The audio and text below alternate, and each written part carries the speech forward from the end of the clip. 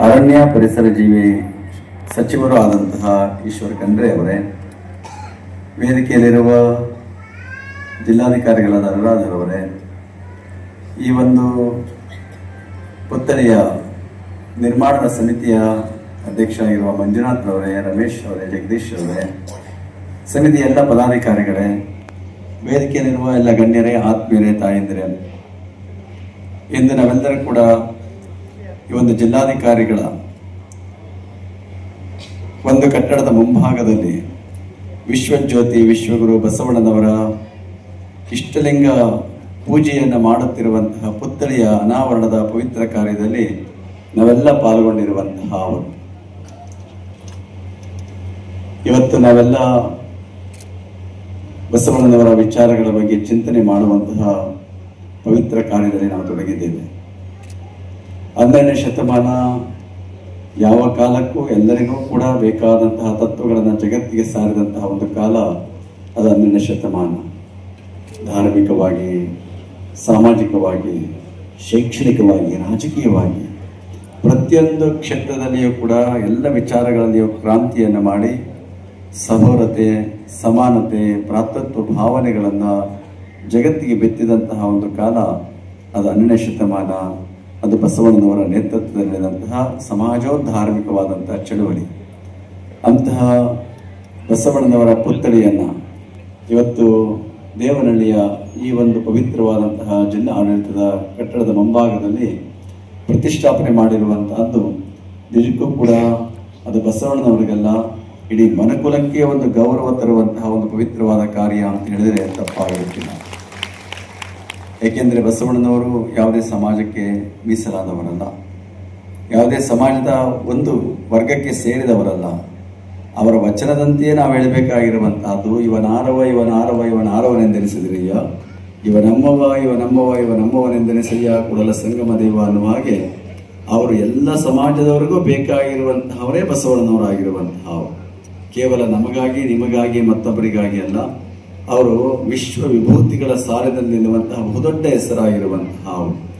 ಅವರ ಜೀವನದ ಘಟನೆಗಳನ್ನು ನೋಡಿದಾಗ ಅವರು ಚಿಕ್ಕ ವಯಸ್ಸಿನಲ್ಲೇ ಮನೆಯನ್ನ ಬಿಟ್ಟು ಬರ್ತಾರೆ.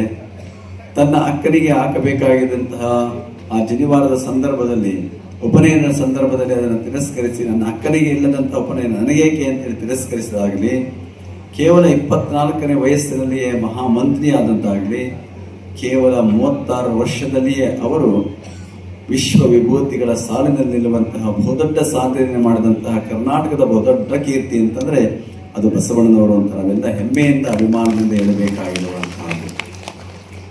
ಬಸವಣ್ಣನವರನ್ನ ನಾವು ಯಾವ ದೃಷ್ಟಿಯಿಂದ ನೋಡಿದ್ರೂ ಕೂಡ ಕಡಿಮೆ ಆಗಿರುವಂತಹದ್ದು. ಇವತ್ತು ಸಾಹಿತ್ಯಿಕವಾಗಿ ಮಹಾಪುರುಷರಾಗಿ ಹೋಗಿದ್ದಾರೆ, ಧಾರ್ಮಿಕವಾಗಿ ಮಹಾಪುರುಷರಾಗಿದ್ದಾರೆ, ರಾಜಕೀಯವಾಗಿ ಮಹಾಪುರುಷರಾಗಿದ್ದಾರೆ. ಆದರೆ ಬಸವಣ್ಣನವರು ಸಾಹಿತ್ಯಿಕವಾಗಿ, ಧಾರ್ಮಿಕವಾಗಿ, ರಾಜಕೀಯವಾಗಿ ಎಲ್ಲ ಕ್ಷೇತ್ರದ ಮಹಾಪುರುಷರಿರುವಂತಹವರು ಅಂದರೆ ಅದು ಬಸವಣ್ಣನವರೊಬ್ಬರಲ್ಲಿ ಕಾಣೋದಕ್ಕೆ ಮಾತ್ರ ಸಾಧ್ಯ ಆಗುವಂತಹದ್ದು. ಅವರ ವಿಚಾರಗಳು ಎಂದಿಗೂ ಬೇಕು, ಮುಂದಿಗೂ ಬೇಕು, ಎಂದೆಂದಿಗೂ ಬೇಕಾಗಿರುವಂತಹದ್ದು. ಈಗಾಗಲೇ ಈಶ್ವರ್ ಖಂಡ್ರೆ ಅವರು, ಮುನಿಯಪ್ಪನವರು ಇದನ್ನು ಕುರಿತು ಬಹಳ ಸರಳ ಮಾಡಿದ್ದಾರೆ. ಬಹುಶಃ 2 ವಚನಗಳೇ ಸಾಕು ನಮ್ಮ ಬದುಕಿಗೆ, ನಮ್ಮ ಜೀವನವನ್ನು ಸಾರ್ಥಕ ಮಾಡಿಕೊಳ್ಳಲಿಕ್ಕೆ ಬೇಕಾಗಿರುವಂತಹ 2 ವಚನಗಳನ್ನು, ಬಹಳ ಸರಳವಾದಂತಹ ವಚನಗಳನ್ನು ತಿಳಿಸಿದ್ದಾರೆ. ಈಗಾಗಲೇ ಎಲ್ಲರೂ ಕೂಡ ಪ್ರಸ್ತಾಪ ಮಾಡಿದಾಗೆ, ಮುನಿಯಬೇಡ, ಅನ್ಯರಿಗೆ ಅಸಹ್ಯ ಪಡಬೇಡ, ತನ್ನ ಬಣ್ಣಿಸಬೇಡ, ಇದಿನ ಅಣಿಯಲು ಬೇಡ, ಇದೇ ಅಂತರಂಗ ಶುದ್ಧಿ, ಇದೇ ಬಹಿರಂಗ ಶುದ್ಧಿ, ಇದೇ ನಮ್ಮ ಕೂಡಲ ಸಂಗಮ ದೇವನು ಒಲಿಸುವಬ್ಬರಿ. ಕಂಡ್ರೆ ಹೇಳಿದಾಗೆ ಹೇಳೋದಕ್ಕೆ ಸುಲಭ, ಆಡೋದಕ್ಕೂ ಸುಲಭ, ಆದರೆ ಆಚರಣೆಗೆ ಮಾತ್ರ ಅತ್ಯಂತ ಕಠಿಣವಾಗಿರುವಂತಹ ಮಾತುಗಳೇ ಇದು. ಇವತ್ತು ಮನುಷ್ಯ, ನಾವೆಲ್ಲರೂ ಕೂಡ ಈ ಸಪ್ತ ಸೂತ್ರಗಳನ್ನು ಪರಿಪೂರ್ಣವಾಗಿ ಆಚರಣೆ ಮಾಡೋದಕ್ಕೆ ಸಾಧ್ಯ ಆಗದೇ ಹೋದರೂ ಕೂಡ ಒಂದೆರಡಾದರೂ ಕೂಡ ನಮ್ಮ ಬದುಕಿನಲ್ಲಿ ಆಚರಣೆ ಮಾಡಿಕೊಂಡ್ರೆ ನಮ್ಮ ಜೀವನ ಸಾರ್ಥಕ ಆಗುವಂತಹದ್ದು. ಈ ವಚನದಲ್ಲಿ ಅಂಬೇಡ್ಕರ್ ಅವರು ಕೊಟ್ಟಂತಹ ತತ್ವಗಳು, ಇವತ್ತು ಸಂವಿಧಾನ ಕೊಡುವಂತಹ ತತ್ವಗಳಿಗೆ ಬದ್ಧವಾಗಿರುವಂತಹ ಎಲ್ಲ ವಿಚಾರಗಳು ಕೂಡ ಈ ವಚನದೊಳಗೆ ನಾವು ಕಾಣೋದಕ್ಕೆ ಸಾಧ್ಯ ಆಗುವಂತಹದ್ದು. ಅದರಿಂದ ಮನುಷ್ಯ ಕಾಯ, ವಾಚ, ಮನಸ್ಸ ಈ 3ರಿಂದಲೂ ಕೂಡ ಶುದ್ಧವಾಗಿ ಬದುಕಲಿಕ್ಕೆ ಬೇಕಾಗಿರುವಂತಹ ಒಂದು ಮಾರ್ಗ ಅಂದರೆ ಈ ಸಪ್ತ ಸೂತ್ರಗಳು ಅಂತೇಳಿ ಬಸವಣ್ಣನವರು ಕೊಟ್ಟಿದ್ದಾರೆ. ಅದರ ಜೊತೆಗೆ ಮತ್ತೊಂದು ಮುಖ್ಯವಾಗಿ ಶತಮಾನದಲ್ಲೇ ಬಸವಣ್ಣನವರು ಲೋಕದ ಡೊಂಕ ತಿದ್ದಬೇಡ, ಅದಕ್ಕೆ ಮುನ್ನ ನಿನ್ನನ್ನೇ ತಿದ್ದುಕೋ, ಆಮೇಲೆ ಲೋಕವನ್ನು ತಿದ್ದುವಂತಹ ಪ್ರಯತ್ನವನ್ನು ಮಾಡುವಂತಹ ವಚನವನ್ನು ಈ ಸರಳವಾದ ವಚನದಲ್ಲಿ ಬಹಳ ಸುಂದರವಾಗಿ ಕೊಟ್ಟಿರುವಂತಹ ಅವರು. ತಾನೇ ಒಂದು ಪುಸ್ತಕ ಓದ್ತಾ ಇದ್ದೆ. ಒಂದು ಹಳ್ಳಿಯಿಂದ ಒಬ್ಬ ರೈತ ಒಂದು ಪಟ್ಟಣದ ಒಂದು ಬೇಕರಿಗೆ ಹಾಲು ತಂದು ಹಾಕ್ತಾ ಇರ್ತಾನೆ, ಬೆಣ್ಣೆ ತಂದು ಕೊಡ್ತಾ ಇರ್ತಾನೆ. ಅವನು ತಂದು ಕೊಡುವಂಥ ಬೆಣ್ಣೆಗೆ ತಕ್ಕ ಹಾಗೆ ಆ ಬೇಕರಿಯವನಿಗೆ ವಸ್ತುಗಳನ್ನು ಕೊಡ್ತಾ ಇರ್ತಾನೆ. ಕೆಲವು ದಿವಸಗಳಾದ ಮೇಲೆ ಆ ಬೇಕರಿಯವನಿಗೆ ಅನ್ನಿಸ್ತದೆ, ರೈತ ತಂದು ಕೊಡೋ ಬೆಣ್ಣೆ ಕಡಿಮೆ ಆಗಿದೆ ಅಂತ ಅನ್ನಿಸ್ತದೆ, ತೂಕ ಕಡಿಮೆ ಆಗಿದೆ ಅಂತ ಅನ್ನಿಸ್ತದೆ. ಏನು ಮಾಡೋದು ಅಂತೇಳಿ ನೋಡಿ ಆಮೇಲೆ ಒಂದು ಕಂಪ್ಲೇಂಟ್ ಕೊಡ್ತಾನೆ. ಕಂಪ್ಲೇಂಟ್ ಕೊಟ್ಟ ಮೇಲೆ ಕರೆಸಿ ಕೇಳ್ತಾನೆ. ಆ ವಿಚಾರಣೆ ಮಾಡಿದಾಗ ಆ ರೈತ ಹೇಳ್ತಾನೆ, ನೀನಪ್ಪ ಹೇಗೆ ತೂಕ ಮಾಡ್ತೀನಿ ಅಂತ ಕೇಳ್ತಾನೆ. ನಾನು ತೂಕ ಮಾಡೋದಿಲ್ಲ ಸ್ವಾಮಿ, ಅವನು ಬೇಕ್ರಿ ಏನು ಕೊಡ್ತಾನೋ ಆ ವಸ್ತುಕ್ಕೆ ತಕ್ಕಾಗೆ ನಾನು ಕೊಡ್ತೇನೆ, ಅಷ್ಟು ಬಿಟ್ಟರೆ ನಾನೇನು ಕೊಡೋದಿಲ್ಲ ಅಂತ ಹೇಳ್ತಾನೆ.